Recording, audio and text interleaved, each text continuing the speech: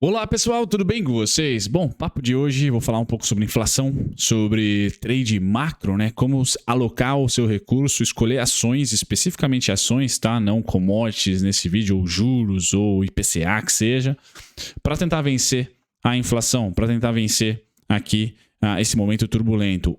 Uma das classes de ativo, pessoal, são as commodities, mas como elas já subiram muito, tá? Estou falando com vocês em maio. Eu vou tentar trazer para vocês duas ações fora do radar, basicamente dentro do mesmo setor, vamos dizer assim, de consumo não cíclico, tá? E que sai daquele beabá contra a inflação, ou seja, utilidade pública e commodities e talvez bancão, tá? Então eu vou sair desses três setores, embora eu goste dos três, tá? Para flutuar aí durante esse período inflacionário, assim como acho que telecom hoje também é utilidade pública, então já vou passar aqui para o disclaimer. Você investir numa Vivit, por exemplo, está navegando tranquilo durante esse período de alta ou baixa do CDI, alta ou baixa da inflação. Então são setores, pessoal, que nós temos que ter na nossa carteira, tá? Para o longo prazo, aquela carteira que é como objetivo principal bater mercado. Pois bem, estamos falando dessas ações para que você tenha ali na sua carteira para diluir o seu portfólio. Seja o mercado estando no inverno ou num baita de um verão, subindo para caramba, você vai conseguir performar bem. É importante essa composição de carteira, tá certo? Tem dúvida sobre composição de carteira, pessoal? Manda e-mail para mim. Fico mais do que feliz em prestar uma consultoria para vocês, tá certo? Bom, vamos lá falar um pouquinho sobre essas duas ações, mas antes, vamos ao papo macro, né? De um ano para cá, pessoal, quais são os únicos, tá? Ou qual é o único grande, tá? Grande setor que vai indo bem. Dois setores, perdão, que vão indo bem. E esse gráfico que eu mostro para vocês, pessoal, não é de um ano para cá, é do início de 2022, tá? Então, 3 de janeiro de 2022 até dia 12 de maio, eu gravo para vocês dia 13, mas eu printei esse gráfico ontem, tá? Utilidade pública sobe 10%, o setor, e o setor financeiro sobe também 10%. Então, estão empatadinhos ali, tá? Quem ganhou um pouquinho de sobrevida aqui com o fechamento da curva de juros foi o setor imobiliário, subiu aí, está subindo 3%, tá? Mas não deve ter vida fácil ainda, tá? Em 2022. O Ibovespa, bancos e commodities estão ali 0 a 0, tá? Já as commodities, índices de materiais básicos caem, principalmente minério de ferro, quem está nas companhias de minério de ferro.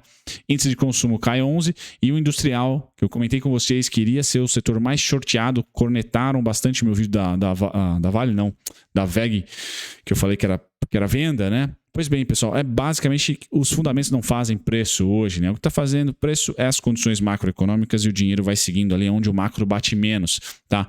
Com essa perspectiva, pessoal, vejam o mercado americano, tá? 30% esse ano, tá? Então, o mesmo julho que nós tivemos ano passado, em 2021, está performando agora para os Estados Unidos. Quedas consistentes em abril e um pouquinho também em maio. Tá? Normal, política monetária fazendo preços, pessoal, chegou mais cedo aqui para nós, estamos na frente do ciclo, os Estados Unidos estão acelerando ou prestes a acelerar esse ciclo, então o mercado já está se antecipando por lá, tá? E me parece que o trade americano não é comprar juros longo, não é igual o nosso CDI, por exemplo.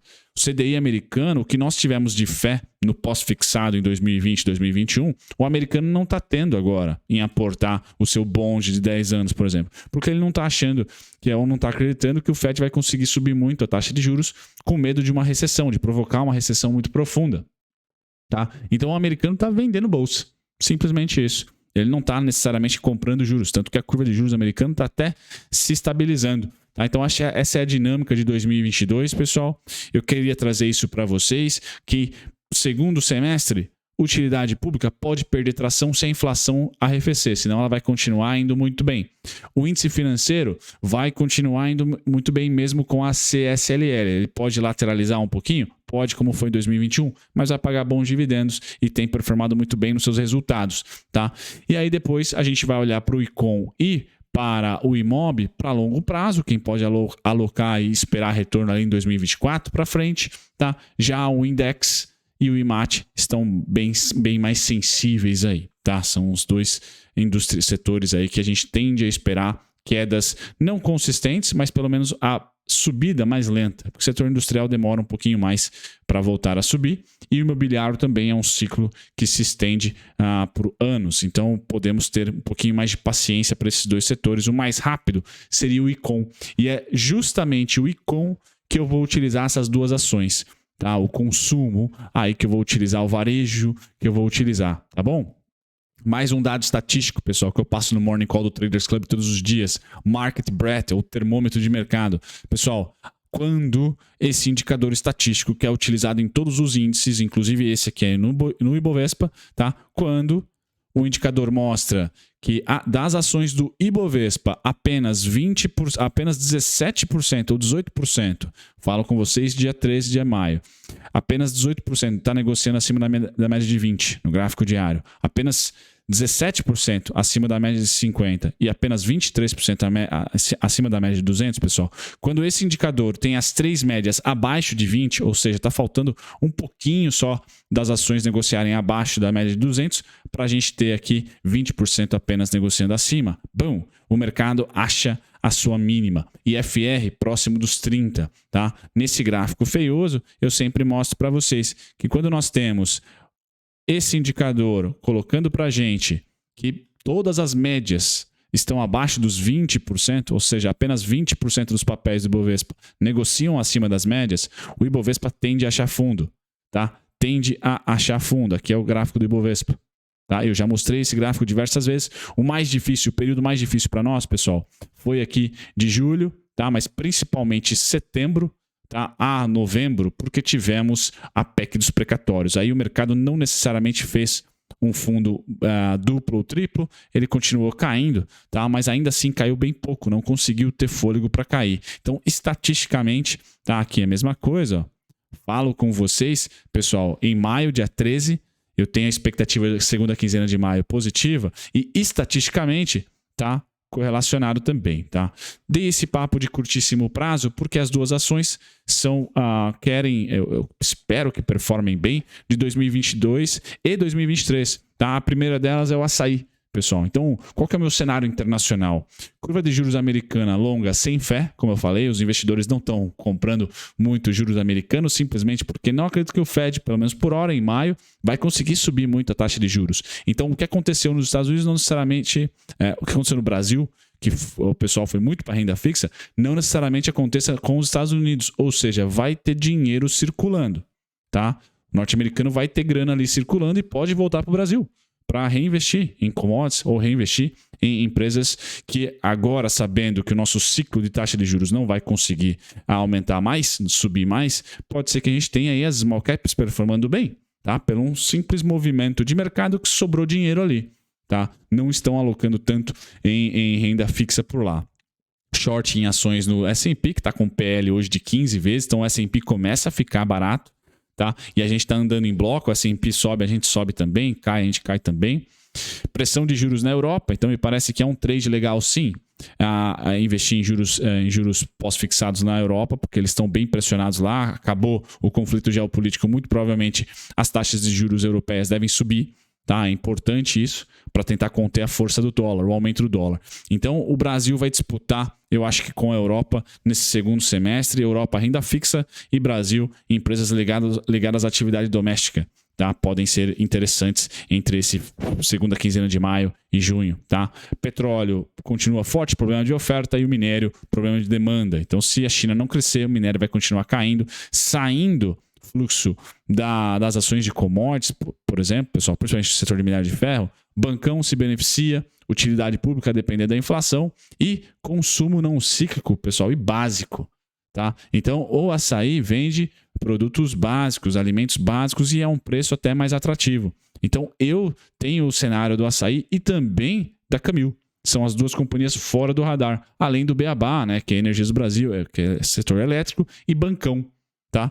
Então, vou colocar para vocês que as duas ações são Açaí, e eu tenho ali os principais pontos do Açaí, 12,60, tá? R$14, R$14,70, R$14,7, R$14,70, preço de IPO, tá? E hoje o Açaí já está aqui dando o ar da graça, tá? Tá conseguindo aqui performar muito melhor do que uma Magalu, do que uma Via, mesmo sendo uma small cap, mesmo com o IPO recente, porque eu considero que o mercado está olhando para essa alocação como estratégica.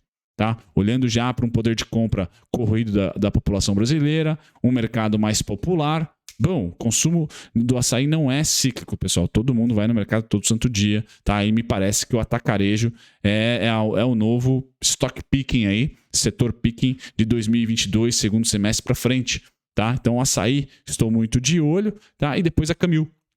Também não é um mercado, não é um varejo, é uma indústria ali, tá certo? Mas está conectada a produtos básicos que não são tão cíclicos na América Latina e principalmente no Brasil, no arroz, tá? Nos pescados, agora também entrou no mercado de massas e café, tá? Então tá ligado indiretamente a consumo, commodities, produção, tá? E se beneficia de inflação. Nós vimos aí como se beneficiou aí da inflação do arroz, por exemplo. Então, barabim, barabom, pessoal. Camil e Açaí são duas companhias. No caso da Camil aqui, 7,77 era ponto, 7,49 é outro, e depois 6,63, 5,86. São os ciclos finais ali de queda, tá? E alvo único, tá? Em R$10,72. Então espero que performe bem esses ativos em comparativo com o Small, em comparativo com o Ibovespa, tá certo? Batendo então os principais índices da nossa renda variável.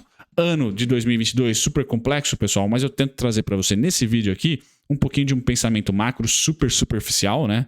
Bem dinâmico aqui, um vídeo que 10 minutinhos, 12 minutinhos para vocês, mas pensem, reflitam. Produtos não cíclicos, consumo não cíclico, tá? Faça chuva, faça sol, o brasileiro vai consumir, tá?